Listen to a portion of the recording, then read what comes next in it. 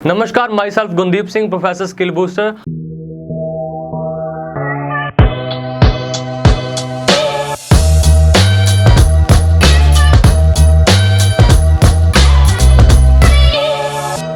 और आज के हमारे स्टार्टअप के प्रॉब्लम सॉल्विंग चैप्टर में हम सीखेंगे कोका के बारे में।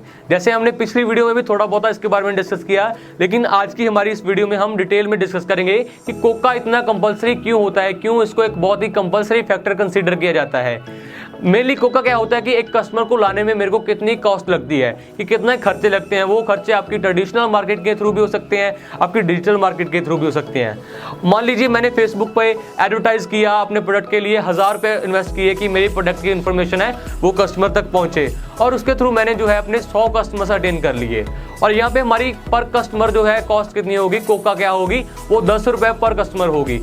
तो इस प्रकार से जो आप ये अपना कोका जान सकते हैं कि मेरे कस्टमर को लाने की कॉस्ट क्या है। और यहाँ पे जब आप इन्वेस्टर्स को अपनी कंपनी के बारे में बताते हैं तो वहाँ पे वो कोका पे बहुत ज्यादा ध्यान देते हैं, क्योंकि जो कोका अगर आपका जो लाइफ टाइम वैल्यू से हमेशा कम होना चाहिए, अगर वो ऑलरेडी ज्यादा है तो इन्वेस्टर जो होते हैं कम विलिंग होते हैं इन्वेस्ट करने के लिए। सो आपको ये बहुत ही ध्यान रखना पड़ता है अपने बिजनेस की सक्सेस के लिए कि जो आपको कोका है, कॉस्ट ऑफ कस्टमर एक्विजिशन है, वो हमेशा लाइफ टाइम वैल्यू से कम हो। और इसके बाद कोका को हम परफॉर्मेंस मार्केट भी कहते हैं। जैसे कि परफॉर्मेंस मार्केट मीन जो हमारी मार्केटिंग को परफॉर्म करता है। हमें पता लगता है कि मेरा मार्केट में जो है मेरा प्रोडक्ट है उसकी क्या यूसेज हो रही है, किस प्रकार से उसका फीडबैक आ रहा है। सो ये जो सब हम फैक्टर्स हैं अपनी कोका के थ्रू कंसीडर करते हैं। सो यहाँ पे हम कोका की हेल्प से क्या पता कर सकते हैं। सबसे पहले जो आप अपना रिटर्न ऑन इन्वेस्टमेंट पता कर सकते हैं। यहाँ पे मैं फिर फेसबुक की एग्जांपल लेना चाहूंगा कि जैसे आपने 1000 रुपए इन्वेस्ट करके 100 कस्टमर एक्वायर किए हैं, सो आपकी कोका क्या होगी, पर कस्टमर 10 रुपए होगी। लेकिन अगर 100 कस्टमर हैं और उनमें से जो आपके 10 ही जो है एक्चुअल पेइंग कस्टमर बनते हैं, तो वहां पे आपकी जो कॉस्ट क्या होगी, 100 रुपए पर कस्टमर होगी। सो इस प्रकार से जो आपकी रिटर्न ऑन इन्वेस्टमेंट है वो भी आप पता कर सकते हैं। और यहाँ पे जो नेक्स्ट पॉइंट है वो ये है, वो आपकी कोका और जो आपकी लाइफ टाइम वैल्यू है उसकी रेशो पता कर सकते हैं। लाइफ टाइम वैल्यू जैसे मैंने पहले भी बताया था वीडियो में कि आप अपनी जो कस्टमर की है वो लाइफ टाइम वो आपको कितने टाइम के लिए पैसा देता रहेगा, उसका हम लाइफ टाइम वैल्यू कहते हैं। सो इस प्रकार से अगर आपको कोका के बारे में पता होगा तो आप अपनी जो कोका और लाइफ टाइम वैल्यू की जो रेशो है उसके बारे में पता कर सकते हैं। और उसके बाद हमारा जो थर्ड स्टेप आता है वो ये है कि why it is important to know about coca, कि कोका के बारे में जानना इतना इंपॉर्टेंट क्यों है।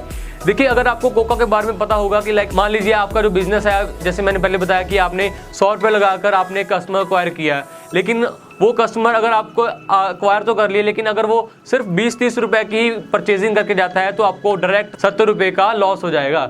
तो इसलिए जो होता है कि आपकी जो कोका है इसको जानना इतना जरूरी है ताकि आपका बिजनेस है ग्रो करे, लॉस में ना जाए। लेकिन अब यहाँ पे आप पूछोगे कि आपका कितना कोका कम होना चाहिए, कि कितने % कम होना चाहिए लाइफ टाइम वैल्यू से, और कितना मार्जिन काइंड ऑफ कितना प्रपोर्शन जो है लाइफ टाइम वैल्यू से कम होना चाहिए कोका का।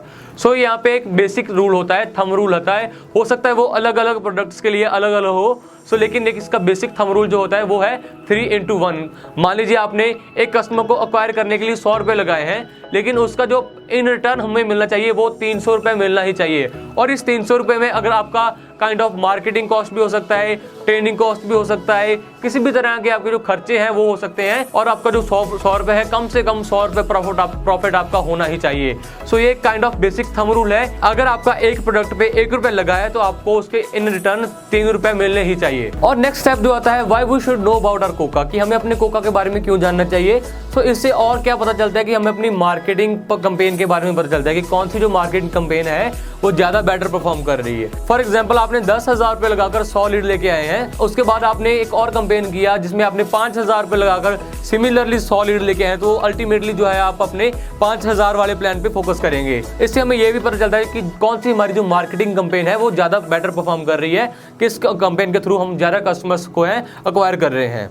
और उसके बाद हमें यह भी देखना होता है कि कौन सी मार्केटिंग कैंपेन है वो कम कोका में हमें ज्यादा लाइफ टाइम वैल्यू दे रही है। इस प्रकार से जो है हम अपनी life time value of customer है और अपनी कॉस्ट ऑफ कस्टमर एक्विजिशन है उसकी जो रेशियो है उसको पता कर सकते हैं। स्टार्टिंग में क्या होता है कि जो आपका बिजनेस होता है, जैसे कि आप न्यू है मार्केट में, आपके प्रोडक्ट का इतना नाम नहीं है मार्केट में, कस्टमर को इतना पता नहीं है, तो हो सकता है कि आपकी कोका बहुत ज्यादा हो, लाइफ टाइम वैल्यू के कंपेरिजन बहुत ज्यादा हो। लेकिन जैसे जैसे आपके प्रोडक्ट की इन्फॉर्मेशन बढ़ती रहती है, आप अपने फीडबैक के थ्रू अपने प्रोडक्ट को इंप्रूव करते रहते हो, तो वो क्या होता है कि आपकी लाइफ टाइम वैल्यू बढ़ती जाती रहती है और आपका कोका है वो कम होता जाता है। और एक पॉइंट आता है जहां पे ये दोनों पॉइंट क्रैश हो जाते हैं, और उसके बाद जो आपकी लाइफ टाइम वैल्यू है वो कंटिन्यूसली बढ़ती जाती है और अब जो कोका है वो कम होता जाता है। और जैसे जैसे कोका कम होता जाता है, आपकी लाइफ टाइम वैल्यू बढ़ती जाती है, आपका रेवेन्यू बढ़ता जाता है, आपका प्रॉफिट बढ़ता जाता है और आपका बिजनेस ग्रो करने लगता है। और इससे क्या होता है कि जो आपके इन्वेस्टर्स होते हैं वो भी हैप्पीली आपके बिजनेस में इन्वेस्ट करते हैं कि देखिए ऑलरेडी ही आपने अपना कोका जो है उसको स्टेबल किया है, उसको अपनी लाइफ टाइम वैल्यू से कम रखा हुआ है। सो आज की हमारी इस वीडियो में हमने कोका को बहुत ही डिटेल में समझा है कि क्यों ये इतना जानना, क्यों कोका के बारे में जानना इतना कंपलसरी होता है बिजनेस के स्टार्टअप के लिए, क्यों इसको हम एक बहुत ही कंपलसरी फैक्टर कंसीडर करते हैं। सो वाइल स्टार्टअप आपको ये भी देखना होता है कि आप कितना कोका अफोर्ड करते हैं अपने बिजनेस के लिए, कि कितनी आपकी कॉस्ट ऑफ कस्टमर एक्विजिशन है, उसको आप अफोर्ड कितना करते हैं, कि आप कितना पैसा लगा सकते हैं। और साथ ही आपको ये भी देखना होता है कि जो आपकी life time value of acquired customer है वो आप कितनी चाहते हैं, कितनी एक्सपेक्ट करते हैं कस्टमर से, और इनके बिहाफ पे आपको जो अपनी स्ट्रेटजीज है उनको बिल्ड करना होता है। सो आई होप आपको ये वीडियो बहुत अच्छा लगा होगा। कमेंट में जरूर बताना। मेरे साथ इस वीडियो में जुड़े रहने के लिए धन्यवाद।